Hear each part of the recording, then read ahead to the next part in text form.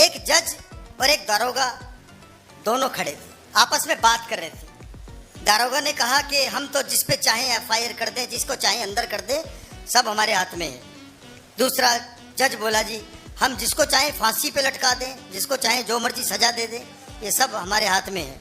वहीं एक अध्यापक खड़े थे, वो बोले जी हम तो कुछ नहीं कर सकते, हम तो दिन भर बच्चों को मुर्गा बनाते उन्हें कूटते हैं, आगे उनकी मर्जी, वो जज बने या दरोगा। तो एक बार जोरदार तालियां आप उठाएं। मुझसे कह रहे थे कि पत्नी इज्जत नहीं करती। मैंने कहा के भाई एक बात बताओ, उन्होंने पिता को छोड़ा तो ससुर मिले, माँ को छोड़ा सास मिली, बहन को छोड़ा नंद मिली, भाई को छोड़ा देवर मिला, ऐसा क्या छोड़ा जो पति मिला? के जी बोले कुछ भी नहीं। मैंने कहा फिर फ्री में मिली हुई चीज की इज्जत कहां से होगी? अच्छा ये नौकरी करते एक बार मैं इनके प्रतिष्ठान पर चला गया, इनके जो बॉस थे इन्हें डांट रहे थे, बहुत बुरी तरीके से डांट रहे थे। तो जब वो डांट डूट के चले गए तो मैंने पूछा के भाई गलती हो जाती है लेकिन वो इतनी बुरी तरीके से डांट रहे थे, तुम्हें बुरा नहीं लगता? बोले ये तो कुछ भी नहीं है, रसिक जी कभी घर आओ। पहुंच रही है बात धीरे धीरे। एक कवि को बहुत लंबी छोड़ने की आदत थी, मैंने कहा भैया तू बहुत लंबी छोड़ते, थोड़ी कम छोड़ा कर। बोला रसिक भाई मुझे तो पता ही नहीं चलता मैंने कितनी लंबी छोड़ दी।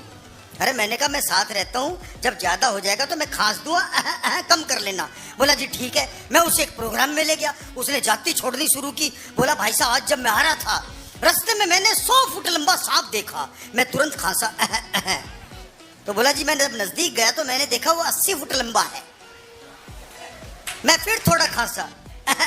बोला भाई साहब मुझे फिर भी यकीन नहीं हुआ। फिर मैं एक फित्ता लेके आया, स्केल लेके आया, मैंने उससे नापा तो वो 60 फुट लंबा सांप निकला। मैं फिर थोड़ा खांसा। बोला भाई साहब किसी के खांसी हो, किसी के दमा हो, अपना इलाज कराओ, अब तो फीते से नप चुका, बिल्कुल नहीं घटेगा।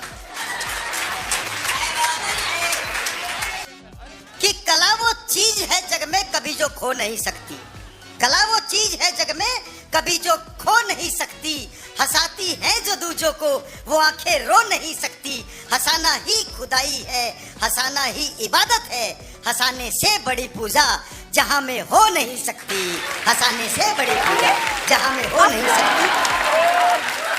आप लोगों के हंसते मुस्कुराते चेहरे देखकर आज उतनी ही खुशी मिल रही है जितनी कि लॉकडाउन में ठेके खुलने पर मिली थी। गलत मत समझना, आप सभी सफल व्यक्ति बैठे हैं, सफलता के लिए बड़ी बड़ी मेहनत करनी पड़ती है साहब, लेकिन सबकी किस्मत एक जैसी नहीं होती। एक बार मैंने तो संचालक महोदय से कहा, ये मेरे गुरु हैं आदरणीय श्री ऋषि गुप्ता जी, संचालक महोदय से कहा कि एक कहावत सुनी है, हर सफल पुरुष के पीछे किसी महिला का हाथ होता है।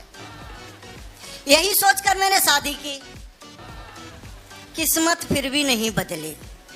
ये बोले नहीं बदली, मैंने कहा ना बिल्कुल नहीं बदली। इनका जवाब था तो एक बार लुगाई बदल कर देख ले।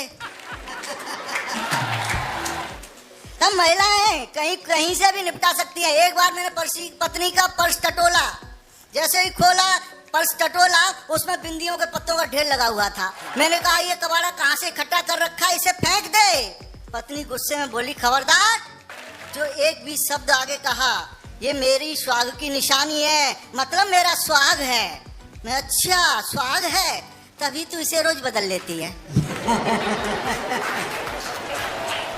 साहब इसी बात पर हो गई लड़ाई, उसने मुझे 50 बातें सुनाई साथ में। इसी बात पर उसने मुझे 50 बातें सुनाई। मैंने कहा भाग्यवान एक तू और एक वो सावित्री जो यमराज से भी पति के प्राण वापस ले आई। बोली जा जा, पति धर्म की बातें मुझे ज्यादा मत सिखा। अरे प्राण तो मैं भी वापस ला सकती हूँ, पहले तू मर कर तो दिखा। बस वैसे ही मस्ती आनंद के साथ सुनिए साहब। एक दिन पत्नी आई मेरे पास गुस्से से, सांस फूल रही। मैंने क्या हुआ कि काम करती हूँ तो सांस फूल जाती है। मैं सांस फूल जाती है तो मत किया कर, कि नहीं करती हूँ तो सांस फूल जाती है। वाह वाह वाह वाह साहब, ये स्थितियां हैं, ये स्थितियां साहब।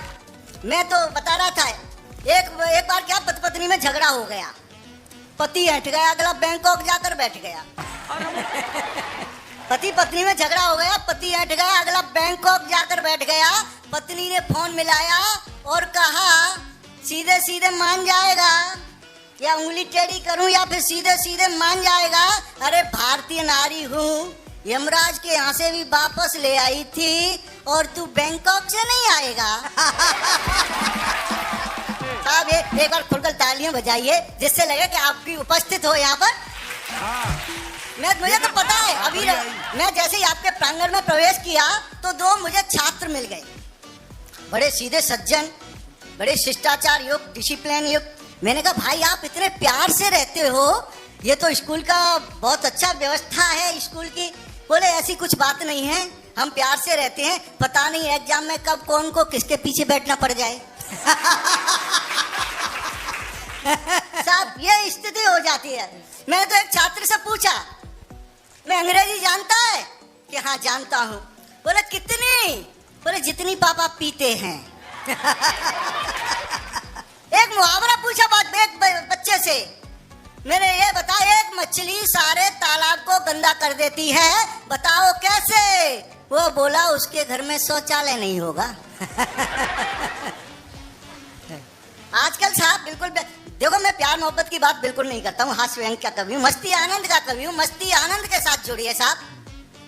वैसे भी उत्तर प्रदेश है, यहाँ प्यार मोहब्बत तो वर्जित ही है, क्योंकि योगी जी के राज्य में प्यार करने की उम्मीद कब जगी है? योगी जी के राज्य में प्यार करने की उम्मीद कब जगी है? आधार कार्ड रखना पड़ता है, भले पत्नी सगी है। योगी जी के राज्य में प्यार करने की उम्मीद कब जगी है? आधार कार्ड रखना पड़ता है, भले पत्नी सगी है। उन्होंने खुद तो प्यार किया नहीं और हमें करने भी नहीं देते। उन्होंने खुद तो प्यार किया नहीं और हमें करने भी नहीं देते। ऐसा लगता है जैसे आचार संहिता लगी है। वाह वाह वाह, वाह।